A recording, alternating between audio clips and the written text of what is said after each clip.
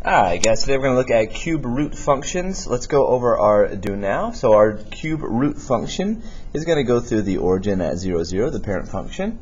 Okay, so we have a point at 0, 0. If we plug in -1 right here, we've got the cube root of -1, which is still -1. So we have a point at -1, -1. And we have a point at, 1, +1.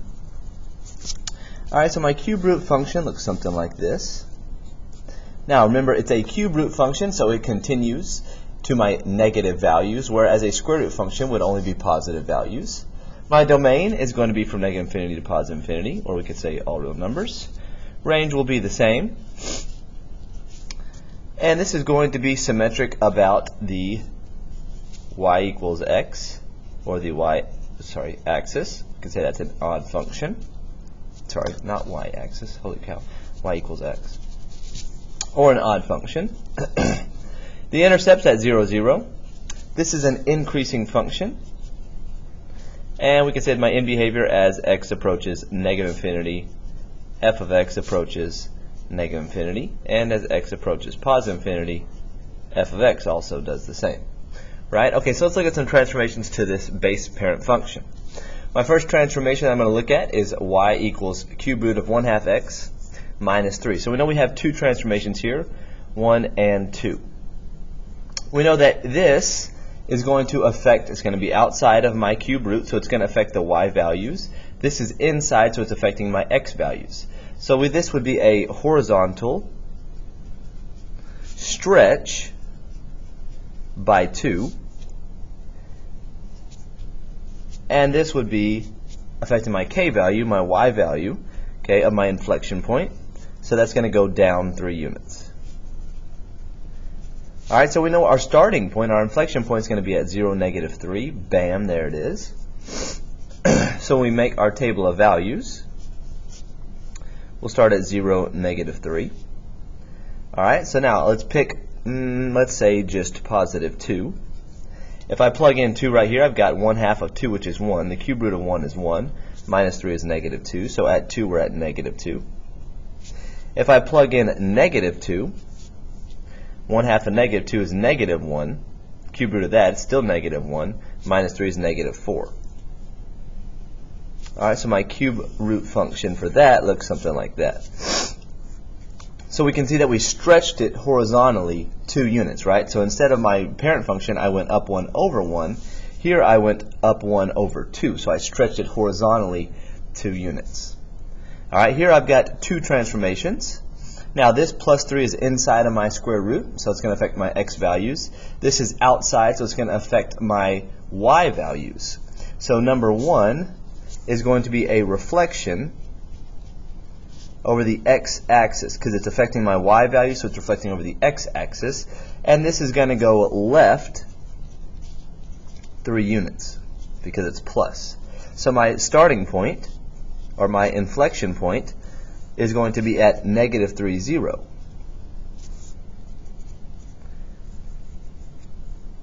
Alright, now from there let's choose some other points, right? So let's just say -2. Sorry, let's say -4, because we're on this side. So -4, if I plug in -4 plus 3, it's going to give me a -1, which the cube root of -1 is still -1. The negative of that is +1. So at -4, we're at +1. At -2, we plug that in, we get a +1 here. We cube root +1, we get +1, but the negative of that is -1. So at -2, we're at -1. So your cube root function looks something like this. Right, so we can see that we reflected it. Sorry, make that a little bit better. We can see that we reflected it over the x-axis. So instead of it going up and increasing, now it's flipped over and it's decreasing. Alright, and my inflection point is still here. I did not have a vertical or horizontal stretch because we're still going up 1 over 1 for my 3 points here. Alright, let's rock on. Number 3. You've got 2 transformations here. You got 1 and 2. Again, this is affecting my h values. This is affecting my k values. So my inflection point moved -2 and then up 3. So that's where my table of values is going to start.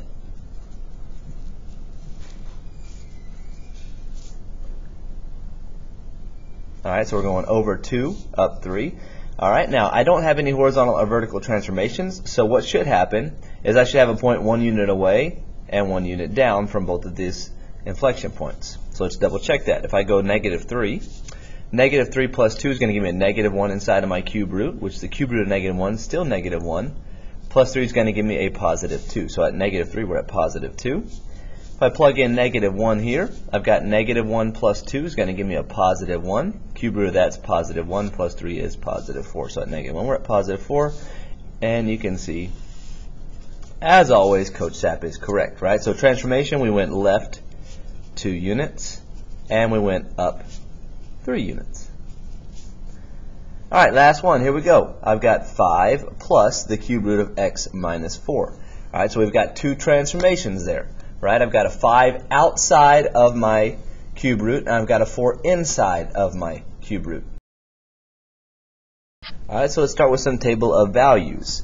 Let's plug in let's plug in 3 right here.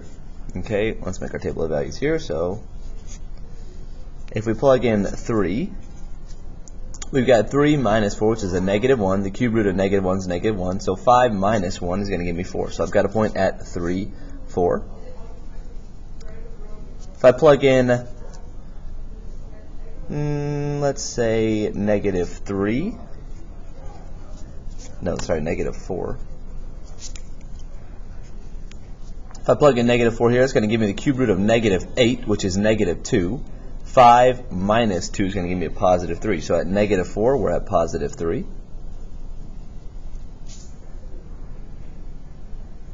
If I plug in +12, or I can't do that, I guess. We'll just have to go with the fraction.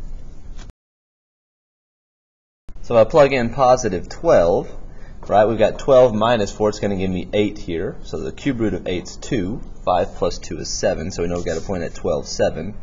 So we're up here. Alright, so my cube root function looks something like this. So the transformations that happen to that cube root function.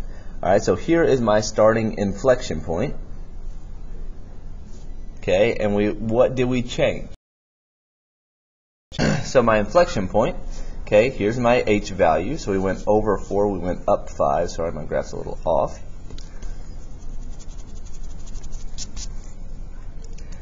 Alright, so here's h, here's k.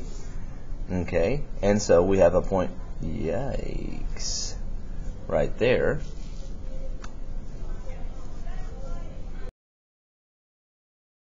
So again, my inflection point is at +4, 5. Now, we did not have any horizontal or vertical transformations to this graph, so we have a point 1 unit away, 1 unit down. We have 1 unit up, 1 unit away. So my graph looks like this. Right? So which transformations that happen, right? This went right 4 units, and this went up 5. Now, let's talk about how we normally see it written, right? We normally see it written like this. H of k, or h of x, excuse me, is the cube root of x minus 4 plus 5. Well, what's the difference? Nothing.